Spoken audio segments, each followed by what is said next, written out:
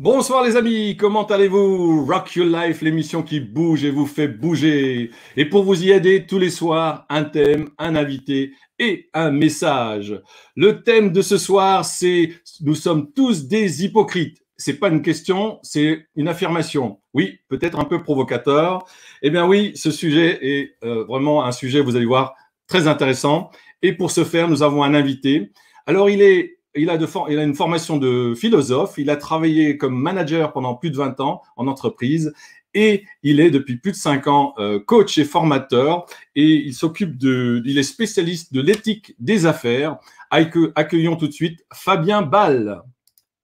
Bonsoir Fabien. Bonsoir Francis. Comment vas-tu? Moi je vais très bien, je te remercie. Et toi? Non, un peu stressé là pour ce début. Est-ce que je suis hypocrite en disant ça? Non, justement pas. Comment tu le sais?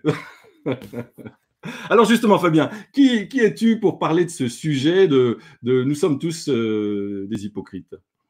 Mon métier consiste précisément à accompagner les dirigeants et les managers sur les questions qu'ils se posent au quotidien, aussi bien en tant qu'éthique des affaires, mais aussi sur la prise de décision dans au jour le jour sur ce qu'ils doivent faire, ce qu'ils peuvent faire ou ne pas faire. D'accord. Donc, alors quel est le lien entre hypocrisie et le fait de prendre des décisions au quotidien? Parce que toutes les décisions doivent être prises, mais elles ne sont pas toujours faciles à prendre. Notamment, une des décisions qui est difficile à assumer, c'est celle d'avoir menti ou de cacher quelque chose. Et les managers, les dirigeants ont quelquefois quelques difficultés à vivre ces décisions prises. Ça veut dire que l'hypocrisie est en lien avec le fait de mentir, mais alors déjà là, tu accuses un peu les managers de menteurs. Alors non, j'accuse pas spécialement les managers d'être menteurs. Potentiellement, tout le monde ment. Désolé de te Oui. le dire. Nous mentons tous, pas uniquement les dirigeants, pas uniquement J'ai les pas menti managers. tout à l'heure en disant que j'étais stressé. Les salariés mentent aussi, les parents mentent aussi, les enfants mentent aussi. Tout le monde ment. Et c'est D'accord. normal. Pourquoi c'est normal? Parce qu'en fait, le mensonge fait partie de ce qu'on appelle les fonctions sociales. On a tous besoin de mentir, ne serait-ce que pour faciliter les relations avec les uns et les autres. Parce que dire la vérité systématiquement, ça peut causer beaucoup plus de dégâts que d'assumer un pieux mensonge ou d'être hypocrite. D'accord, donc si ça fait des dégâts, le fait de dire la vérité, et donc le fait de ne pas dire la vérité, ça veut dire que ça a un côté positif. En tout cas, ça peut. C'est pas systématique, mais Ouais. il peut être quelquefois plus bénéfique de se taire ou de dissimuler ses sentiments plutôt que de dire de manière abrupte ce que l'on pense ou ce qu'on a en tête. Mais alors, quand on dit que quelqu'un est hypocrite, qu'est-ce qu'on entend par là? Alors, l'hypocrisie, c'est le fait un petit peu d'avoir un masque. Le mot hypocrite rappelle chez les Grecs l'aspect acteur. Les acteurs avaient des masques, et donc les acteurs imitaient une réalité, mais avec une qualité moindre. Donc l'hypocrisie, c'est vraiment quelque chose de masqué, on dissimule, et l'hypocrite dissimule ses sentiments ou ses pensées vis-à-vis des autres. Mhm. D'accord, donc l'hypocrite. Alors, bien sûr, l'hypocrite, mais l'hypocrite, c'est un jugement, un qualificatif que l'on met sur une personne, donc un jugement. Et comme tu disais qu'il y avait une fonction positive de cette personne à mentir. Alors, généralement, c'est toi qui vas dire de quelqu'un qu'il est hypocrite. C'est plutôt ça, effectivement. Et quand on dit de quelqu'un qu'il est hypocrite, on y met un jugement moral parce qu'on estime qu'il n'aurait pas dû l'être et qu'il aurait dû être authentique, sincère, voire honnête. Mais c'est quelquefois problématique. Alors, est-ce qu'il y a donc tu disais que nous sommes tous hypocrites, donc dans le management, puisque c'était là où tu as travaillé, où tu travailles, dans le quotidien, est-ce que tu peux nous donner un exemple où nous sommes hypocrites? Alors, des exemples tout bêtes de la vie quotidienne. D'abord, imagine que tu croises ton voisin, tu sais, celui que tu n'aimes pas. Alors, j'ai que des voisines. Ah bah, la voisine que tu n'aimes pas. Et elle te demande si ça va. Eh bien, l'une des hypocrisies va consister à dire oui, oui, ça va, alors qu'en réalité, tu as un moral au ras des chaussettes et que tu n'as pas très, très envie de lui parler. Donc, tu vas malgré tout, par politesse, lui dire oui, ça va, et tu vas même lui souhaiter peut-être une bonne journée. Un autre exemple. Alors, ça se comprend, mais ça n'a pas de conséquences importantes. Non, non, aucune. Je vais te donner un autre exemple. Cette fois-ci, je vais parler aux parents qui sont en train de nous écouter. On a tous eu, à l'occasion d'une fête des mères ou d'une fête des pères, un magnifique collier de nouilles ou un cendrier en pâte à modeler. D'accord. Et nos enfants qui nous amenaient ça étaient tellement fiers qu'on ne pouvait pas leur dire à quel point c'était moche. C'est une forme d'hypocrisie sans laquelle le pauvre gamin pourrait s'effondrer si on lui disait de but en blanc « c'est moche ». D'accord. Donc, il y a une fonction positive à ne pas dire la vérité ou à mentir. Absolument. Alors, bon, jusqu'à présent, les exemples, bon, c'est pas très grave. Enfin, c'est un jugement. Je ne sais pas si j'ai raison. En fait, on peut se dire que c'est pas très grave parce que les conséquences sont extrêmement limitées. Là où d'ordinaire, on pourrait se dire qu'un mensonge, c'est forcément grave. Ça l'est pas toujours, mais du point de vue de la morale, on a tous été élevés avec l'idée que mentir, c'est pas bien. Alors, tu m'as parlé d'une expression dans notre préparation, tu m'as parlé de mensonge altruiste, c'est ça? Absolument. Donc, on dit généralement que le mensonge veut déguiser quelque chose, qui a un côté malveillant ou mensonge. En réalité, le mensonge peut avoir un objectif, celui de préserver l'autre, de lui faire du bien à l'autre. Donc, il y a dans ce mensonge altruiste une volonté de faire le bien pour l'autre, que l'autre soit apaisé, soit content, etc., etc. Et c'est le mensonge qu'on peut quelquefois avoir pour son conjoint ou sa conjointe qui nous demande si cette chemise-là lui va bien. Alors, on va lui mentir en lui disant que la chemise lui va bien. Oui, oui, ça va bien. Voilà, ça lui a fait plaisir. On a évité de lui dire quelque chose qui pourrait la fâcher. C'est un mensonge altruiste. Alors, est-ce qu'un mensonge altruiste, quand l'État dit que les masques ne servent à rien au début du confinement? Alors, je ne suis pas suffisamment politicien ni politologue pour avoir tous les tenants et les aboutissants, mais en tout cas, on peut analyser ça comme une stratégie de mensonge bienveillant. Pourquoi? Parce qu'il s'agit d'expliquer à la population que les masques potentiellement ne servent à rien. Pour quelle raison? Parce que derrière, il y a une volonté de gérer la pénurie. Les masques étaient utiles et sont toujours utiles aux soignants. Alors, puisqu'il y a pénurie, on peut considérer qu'il y a un mensonge altruiste, ou en tout cas une intention derrière, de préserver les soignants qui ont le plus besoin des masques, et malheureusement de mentir à ceux qui voudraient absolument avoir des masques alors qu'ils n'en ont pas besoin. Oui, enfin, en tout cas, moi, il y a quelque chose qui m'avait surpris au début de ce confinement. Je voyais, quand je sortais, les rares fois où je sortais, je précise, quand je voyais des personnes qui avaient des masques, et surtout certaines personnes qui avaient des masques les plus protecteurs, les FFP2, et je me posais la question, dans les hôpitaux, ils n'en avaient pas assez, et dehors, et dans la vie de tous les jours, enfin à l'extérieur, on croisait des gens qui en portaient.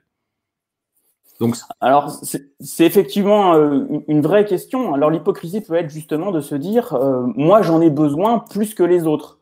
On peut être hypocrite au point de dire à la terre entière qu'on a un problème de santé ou on fait partie de ces personnes fragiles qui ont absolument besoin de ce masque, alors qu'en réalité, on n'est pas si malade que ça et pas si en besoin d'un masque comme celui-là. Alors, l'hypocrisie, c'est une question de morale, c'est quoi finalement? Alors, il y a effectivement dans l'hypocrisie cette notion de dissimulation. Et donc, il y a un élément moral à la dissimulation parce que il y a une valorisation extrêmement puissante de la vérité. Dire la vérité, c'est une valeur absolue. C'est quelque chose de moral et lorsque l'on ne dit pas strictement la vérité, alors on doit s'arranger justement avec la vérité. On doit mentir par omission, c'est-à-dire de ne pas dire la vérité, ou bien dire uniquement ce qui nous arrange ou ce qui arrangerait l'autre. Donc effectivement, mentir ou être hypocrite, ça a une connotation morale, alors qu'en réalité, encore une fois, quand on veut mentir pour le bien d'autrui, on peut quelquefois avoir un besoin ou un devoir moral de mentir face à une situation qui nécessite absolument qu'on ne dise pas la vérité.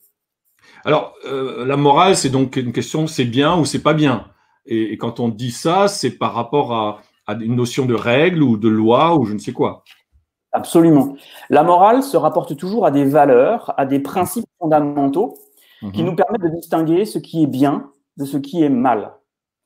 Et donc, on a des règles. Alors, ce sont quelquefois des règles morales qui sont liées à une éducation. Ça peut être également des règles qui sont socialement acceptables. Là, c'est plutôt lié à au pays et à l'univers dans lequel on est. Ça peut être des règles religieuses. Ça peut également être des règles juridiques. Donc, tous ces ensembles de règles vont permettre de déterminer ce que l'on doit faire ou ce que l'on ne doit pas faire. Alors, nous sommes donc tous des hypocrites. Est-ce qu'il y a un intérêt à l'être moins? Oui, il y a évidemment un intérêt à l'être moins parce que finalement, on fait tous un pari sur le fait que si je dis la vérité, ou en tout cas si je fais preuve du plus de transparence possible avec les autres, alors j'aurai d'autant de bonnes raisons de faire confiance à l'autre. Derrière cette authenticité ou cette honnêteté, il y a cette volonté d'être en confiance avec l'autre. Comment puis-je être en confiance avec l'autre si j'ai un doute sur le fait qu'il pourrait me mendre ou être hypocrite? Donc, on a tous intérêt à être un petit peu moins hypocrite, un petit peu moins menteur, ne serait-ce que pour entretenir la confiance que l'autre nous accorde et qu'on accorde aux autres. Alors, si on a intérêt à être moins hypocrite, bon, on sera peut-être toujours, mais comment on va faire pour l'être moins? Alors, pour l'être moins, moi, j'ai tendance à dire que la première chose que l'on a intérêt à faire, c'est d'avoir conscience que l'on est menteur ou que l'on est hypocrite au moment où on le fait. Cette prise de conscience-là nous permet de prendre un recul et d'éviter de dédramatiser le mensonge ou l'hypocrisie. Après tout, un mensonge, surtout quand on ne se fait pas prendre la main dans le sac, finalement, on se dit qu'il n'y a pas beaucoup de conséquences. En réalité, la première chose à faire, c'est d'être conscient de ce que l'on fait, de l'hypocrisie que l'on met en œuvre, et puis surtout de la chaîne de conséquences que ça induit. Un mensonge pourrait en entraîner un autre, et puis un troisième, et un quatrième, etc., etc. Et c'est là où le mensonge devient systématique, et c'est là où c'est la porte ouverte à tout. Mentir de manière systématique, c'est créer une structure où plus aucune confiance n'est possible. Nous avons intérêt à limiter notre hypocrisie, à nous rendre compte quand on est hypocrite, pour éviter de reproduire cette hypocrisie encore et encore. D'accord, donc déjà prendre conscience et d'accepter qu'on peut tous, dans certaines situations plus ou moins importantes, avoir un comportement qui soit à l'opposé de ce que l'on pense ou de ce que l'on fait.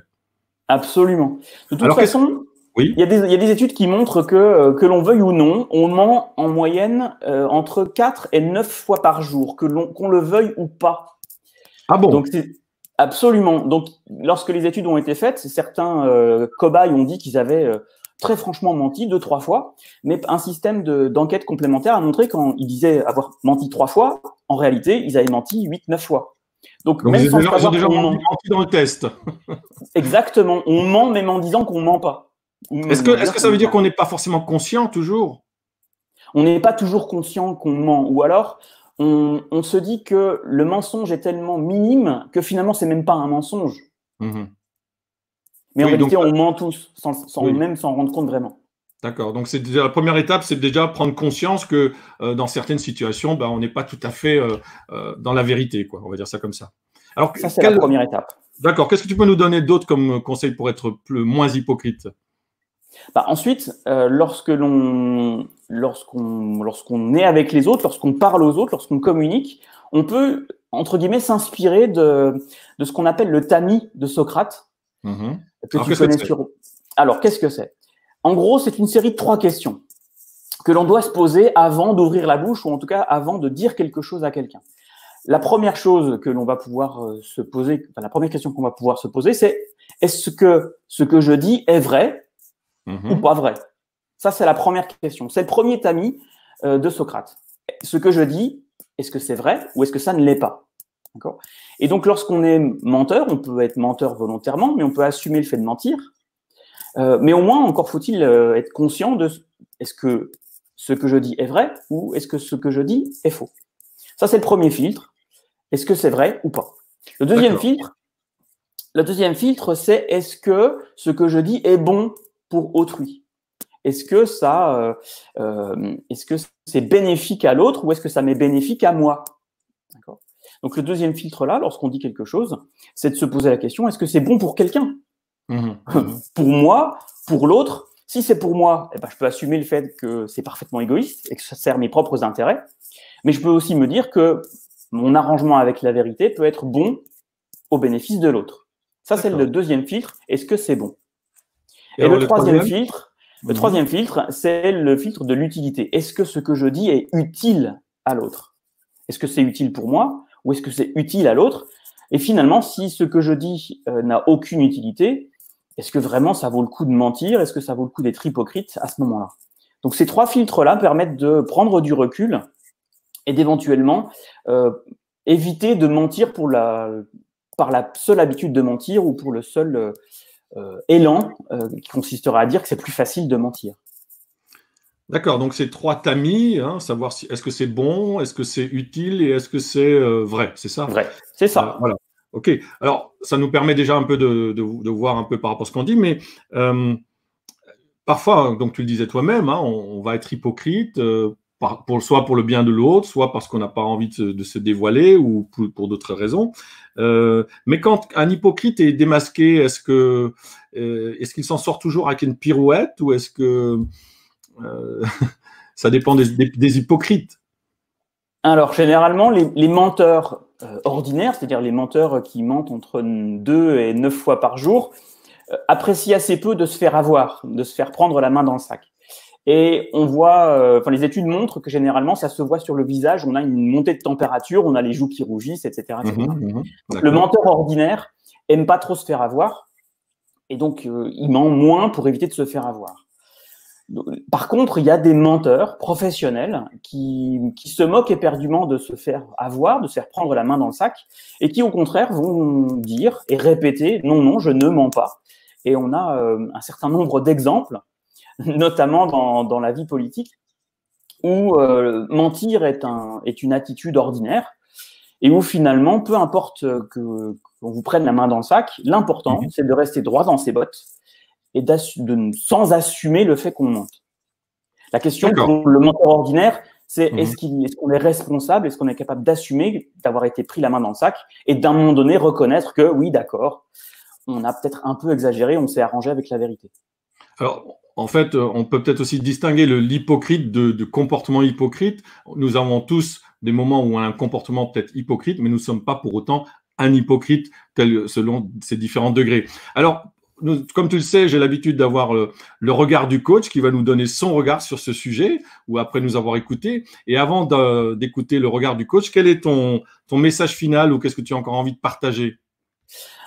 Ce que j'aimerais, c'est derrière le titre provocateur de l'émission, j'aimerais qu'on se souvienne que oui, malheureusement ou heureusement, nous sommes tous des hypocrites ou tous un petit peu menteurs parce que le mensonge ou l'hypocrisie font partie des fonctions sociales importantes.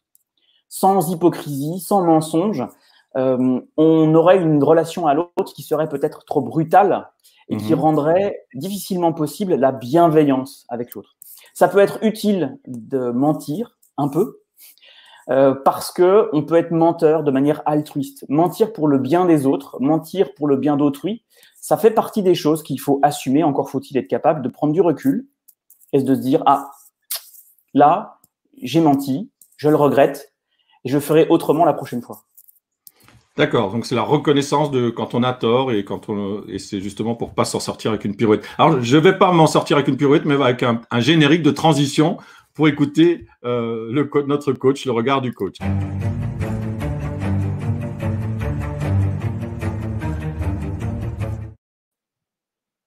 Bonjour à tous. Eh bien là, je suis vraiment ennuyée. C'est la première fois que ça m'arrive en 21 émissions. Je ne me souviens plus du titre. C'était quoi encore? Ah mince, alors je cherche. Et puis pourtant, j'ai écouté ce qui s'est dit, j'ai écouté ce que Fabien, j'étais tout oui, et je n'arrive même plus à me souvenir de ce que c'était. Ah, ça y est, je me souviens. L'hypocrisie. D'ailleurs, ça m'a fait réagir. Moi, hypocrite, mais jamais. D'ailleurs, ce sont les autres qui sont hypocrites. À mon sens, jamais je n'ai fait preuve d'hypocrisie en quoi que ce soit, en quelque domaine que ce soit. Ce sont les autres. Finalement, à y bien réfléchir, je me suis dit que peut-être, au fond de moi-même, et vraiment tout au fond, j'avais peut-être une fois ou deux, mais juste une fois ou deux. Presque jamais. Oh, et puis au final, je me suis dit, bon, peut-être qu'aujourd'hui, finalement, on m'a demandé si j'allais bien, je me suis demandé, et ça c'est un petit clin d'œil pour Francis, ce n'est pas vrai. Je me suis demandé et j'ai répondu oui, ça va, mais au fond de moi, est-ce que vraiment ça allait? Donc, en y réfléchissant bien, d'abord, j'ai été dans le déni de ce titre qui ne m'accrochait pas du tout, que je trouvais, oh non, ça me concerne pas, je vois pas en quoi je suis concernée par ça. Ah, finalement, bah, peut-être que moi aussi, il m'arrive d'être hypocrite, hein. La question, elle est pourquoi? Pourquoi? Mais tout simplement parce qu'il y a un bénéfice pour soi d'abord. Pour soi, c'est une forme de protection pour éviter le conflit. Puis il y a aussi un bénéfice pour l'autre, parce qu'on ne veut pas partir en lutte avec lui. En résumé, c'est une forme d'arrangement avec soi-même, hein, qui à un moment va faire que ça correspond quand même à nos valeurs. Parce que si on va au-delà de nos valeurs, de ce qu'on pense réellement, que ce soit le respect, la bienveillance, etc., eh bien effectivement, là, on ne va pas être à l'aise avec ce sujet-là. Donc, en fait, à certains moments, je suis dans le déni et puis finalement, je prends conscience que c'est peut-être ça aussi. Je suis comme les autres, je ne suis pas différente. Je peux, à certains moments, pour une question d'arrangement social, être aussi là-dedans. Et je voudrais terminer par une phrase que j'entendais souvent de ma grand-mère. Un pieux mensonge vaut bien mieux qu'une vérité. N'est-ce pas là la question qui est à poser jusqu'à la fin de cette émission? Merci à vous. Merci Christine. Voilà. Alors Fabien, qu'est-ce que tu as envie de rajouter par rapport à ce que tu viens d'entendre? C'est cette question du pieux mensonge qui est vraiment fondamentale parce que on a, en tout cas moi aussi, j'ai été élevé avec cette question, avec cet adage du pieux mensonge parce que le mentir de manière pieuse, c'est pour le bien d'autrui, c'est en raison d'une valeur supérieure, et c'est la question qui est difficile et qui est propre à chacun et à chacune. À quel endroit on met le curseur? Où est la ligne jaune? À quel endroit on bascule du côté du menteur invétéré, du menteur que pour soi, du menteur maléfique? Et à quel moment on ment pour le bien d'autrui? Ça, c'est compliqué. Et on en revient à la question morale, de ce qui se passe en soi, comment on vit le mensonge, comment on vit la vérité. C'est la question du dilemme. Quelle belle transition avec la morale dans les chaussettes, hein. C'était trop facile à faire. Merci Christine, merci au coach. On te dit merci. Au revoir, à demain. À demain, au revoir.